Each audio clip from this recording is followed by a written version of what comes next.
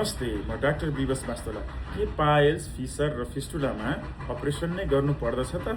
हजुर, पर्दैन। यदि सुरुवाती अवस्थामा तपाईँ यदि क्लिनिकमा आउनुहुन्छ र त्यो जुन पाइल्स छ, जुन पाइल्स भन्नाले हाम्रो दिशाघरको वरपर मासुको डल्लाको रूपमा जुन परिणत हुने र कहिलेकाहीँ रगत बग्ने रोग छ, यदि सुरुवाती अवस्थामा आउनुभयो, पहिलो अवस्था, दोस्रो अवस्था र तेस्रो अवस्थाको पनि सुरुवाती अवस्थामा आउनुभयो भने हामी त्यसलाई पूर्ण रूपमा औषधिले निको बनाउँछौँ। र फिसर भन्नाले तपाईँको दिशाघरको वरिपर च्यात्तिने र घाउ हुने र जुन दिशा गर्दा अत्याधिक पीडा हुने, दुख्ने, पोल्ने रोग हुन्छ, त्यसमा हामीले केही समय केही खानेकुराको परहेज गऱ्यौँ भने र औषधिको सेवन गऱ्यौँ भने त्यो पूर्ण रूपमा पनि हराएर जान्छ।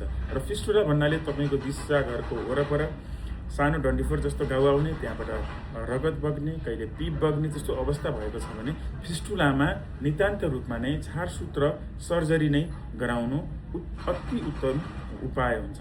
त्यस कारणले गर्दा तपाईँहरू सुरुवाती अवस्थामा नै डाक्टरसँग आउनुभयो भने त्यसलाई पूर्ण रूपमा पाइल्स र फिसरको केसमा त्यसलाई पूर्ण रूपमा औषधिले निको हुन्छ र फिस्टुलाको केसमा त्यसलाई हामीले झारसूत्र सर्जरी नै गरेको उपयुक्त हुन्छ। धन्यवाद।